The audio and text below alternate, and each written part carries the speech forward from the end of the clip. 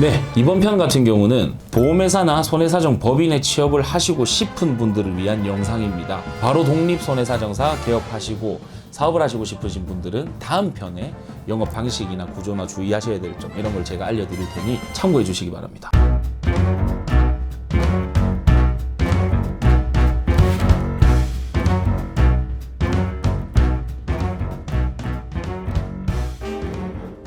자, 제가 여러 번 말했죠. 손사 자격증이 있으면은 보험회사 취업에 있어서 굉장히 메리트가 있다. 자, 메리트는 있단 말이죠. 하지만 시대가 변했습니다. 예전 같은 경우는 금감원에서 계속 공고 조치를 했어요. 보험사 보상팀 직원의 33%는 손해사정사로 맞춰라. 이게 있었기 때문에 학벌이나 뭐나 상관없이 손사 자격증만 있으면 프리패스로 합격을 할 수 있는 기간이 분명히 있었습니다. 하지만 지금은 아니에요. 왜 아니냐? 첫 번째, 손해사정사라는 거를 대한민국 사람들 누구도 모르다가 이제는 많은 사람들이 알게 되었어요. 뭐 1년에 한 10,000명씩 시험 치죠. 이거 뭐 유예자까지 포함하면은 뭐 수가 더 늘어납니다. 이만큼씩 쳐버리기 때문에 학생분들 중에 손해사정사가 이제 찍어서 나오는 시대가 됐어요. 그렇기 때문에 문제고, 두 번째, 여러분들이 합격해서 바로 취업을 성공을 한다 하더라도 보험사 입장에서는 여러분들이 금융감독원에서 인증된 손해사정사가 아직은 아니고 합격증만 들고 있는 상태이기 때문에 보험사의 33%를 맞추라는 퍼센트의 카운트가 안 됩니다. 세 번째, 지금 우리나라 보험사가 이름만 대면 알만한 보험사들은 전부 33%를 채웠습니다. 어떤 식으로 채웠냐? 기존 인원들, 학벌 좋은 사람 뽑아가지고 기존 인원들 연차, 뭐 1, 2년차 다 빼가지고 15일 붙이고 뭐 휴가 막 다 붙여가지고 이 사람들 한 달씩 합숙시켜버려요. 그리고 연수원에서 자기들이 초빙한 강사로 바로 교육을 시켜버립니다. 그래서 한 달 정도 공부시키고, 뭐 평상시도 공부를 하셔야겠죠. 공부시키고 손사시험을 강제로 응시를 시켜요. 우리 시험장 가보시면 뭐 삼성화재, 뭐 현대해상 이런 데서 버스 와서 여러 명 내리고 도시락 받아가고 이런 거 보실 수가 있을 텐데요. 그분들도 이미 예전에 4종 손사에서 지금 신체 차량 재물로 개편이 됐지 않습니까? 이 과정에서 유예기간을 5년을 줬어요. 이 5년 동안 합격을 대부분이 다 하셨습니다. 진짜 안 치신 분들 빼고는. 다 합격을 해버렸기 때문에 33%도 다 채웠어요. 그러면은 어디서 강점을 보여야 되냐? 자회사랑 손해사정 법인부터 먼저 말씀드릴게요. 보험사의 원수사는 조금 이따 설명드리고, 자회사와 손해사정 법인 같은 경우는 아직도 손해사정사 있으면은 프리패스입니다. 프리패스고, 인턴 과정이나 실무 조금 쳐보시고 이런 과정이 있어요. 취업 과정에서.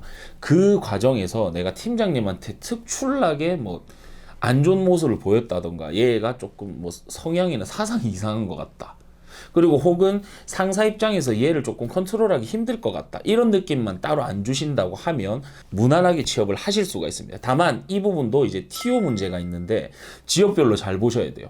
지역별로 잘 보시고 여기가 TO가 많다 하면 전략적으로 지원을 하셔야 됩니다. 그리고 자회사나 손해사정 법인 같은 경우는 팀장님급들도 손해사정사가 없는 경우가 허다해요. 저도 몇 군데를 알고 있습니다. 알고 있는데 사실 그분들은 업무를 충분히 하셨기 때문에 손사 자격증이 없으셔도 상관없어요. 그냥 증이 없다로 약간 아쉬운 정도인 거지. 제가 말씀드렸죠, 이 앞편에서. 보험사 취업을 하게 되면 단순 반복을 시킵니다. 우리가 손해사정사 준비할 때 1부터 10까지 과정에서 한 2, 3 정도만 단순 반복을 시켜요. 워낙 파트별로 세분화되어 있고 막 다 쪼개버리기 때문에. 그렇기 때문에 사실 손해사정사라는 큰 이 자격증은 없어도 상관은 없습니다. 그렇기 때문에 손해사정 법인이나 자회사 같은 경우는 손사가 없는 경우가 많기 때문에 아직도 메리트가 있고요. 이제 원수사 같은 경우는 짱짱합니다. 되게 짱짱해요. 원수사 중에도 이제 자동차 대인배상 파트로 빠지는 경우가 있는데 여기는 비교적 학벌을 덜 봅니다. 덜 보는데 손사 자격증은 거의 필수로 있다라고 보셔야 돼요.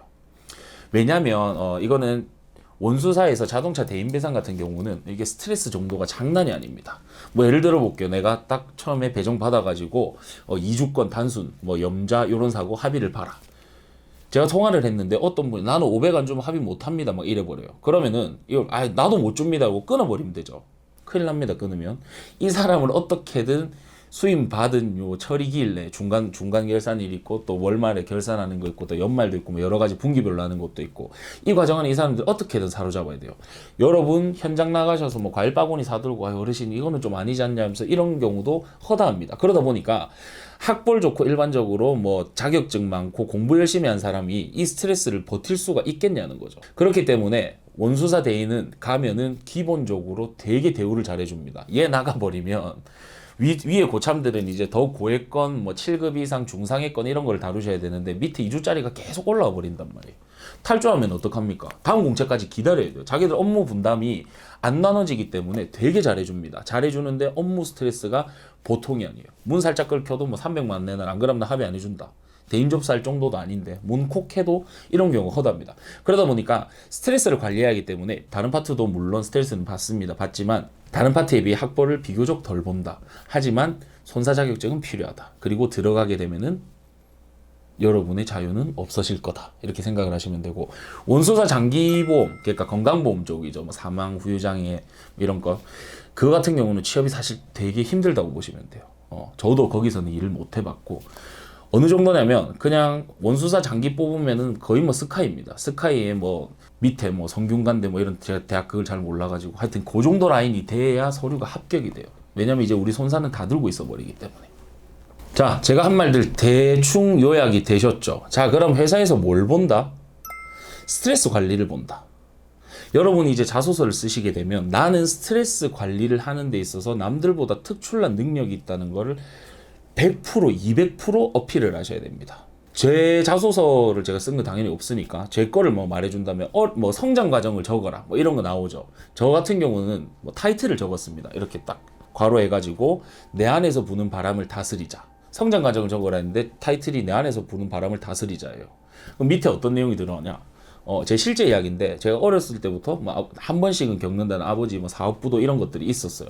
그러다 보니까 아버지가 이제 타이핑이 조금 느리셨어요. 타이핑이 느리셔가지고 제가 중학교 2학년 때부터 아버님 이제 법원에 서류 제출하시는 거 있으면 아버님이 옆에 제 옆에 앉아서 말씀을 해주시고 저는 그냥 타이핑이 빠르니까 옆에서 계속 쳤었어요. 이런 것들을 나의 장점으로 만들자 이런 생각을 했습니다. 그러면은 자연스럽게 어릴 때부터 또래들에 비해서 뭐 송사 문제를 겪다 보니 일반 또래 아이들보다는 내가 너무 잘난 척하면 안 되니까 일반 또래 애들에 비해서는 제가 스트레스나 어떤 이런 송사 문제, 합의 문제 이런 거에 있어서 제가 좀 비교적 노출이 많이 돼 있었다. 그래서 나는 이런 데 강점이 있다. 이게 기억이 나고요. 나머지 항목도 나는 무조건 스트레스를 견딜 수 있는 사람이고 일반 또래랑 다르다. 나는 그런 스트레스 들어온다 해서 퇴사 안 합니다.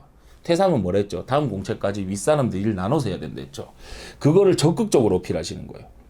제가 지금 써서 보여드릴 수는 없는데 아무튼 요 정도면 되게 중요한 팁이거든요. 그렇게 보시면 되고, 자 이제 면접을 간단 말입니다. 면접을 가면 다양해요. 제가 대한민국에 있는 보험사 면접을 다 간 것 같아요. 이 보고 있는 제 동기들도 제 얼굴을 뭐 동기가 아니더라도 면접장에서 제 얼굴 본 사람도 있을 텐데 면접장에 가면 기본 느낌이 압박 면접입니다. 왜 압박을 하냐? 스트레스 견딜 수 있냐는 거예요.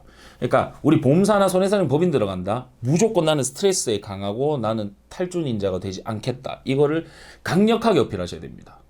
면접도 압박이 들어오면 어떤 식으로 하냐면 뭐 이런 특정 상황을 줘요. 그리고 실제 전화를 하라는 시뮬레이션 같은 걸 해버립니다. 그래서 실제 고객이 심하게 클레임한 거를 녹음 파일을 틀어버려요. 틀어버리면 그거를 듣고 너 같은 경우는 이 상황에서 어떻게 대처를 하겠는가? 1번부터 뭐 5번, 1번부터 9번 차례대로 대파하시오. 이런 식으로 면접을 봐버리거든요.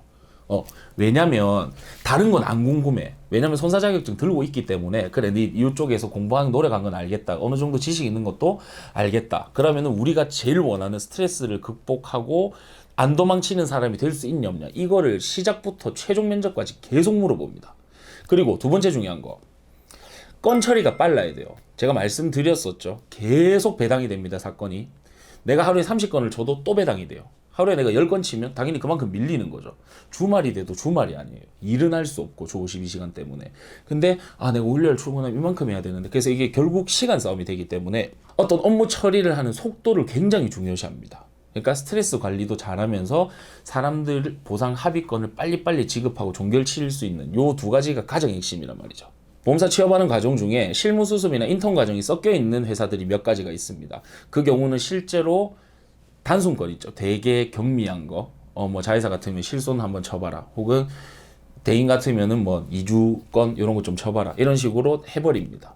해버리고 그 일주일 내에 채워야 되는 기간이 있어요. 채워야 되는 기간이 있는데 그 중에 건 제일 많이 친 사람을 뽑는 케이스도 허다합니다. 보험사들이.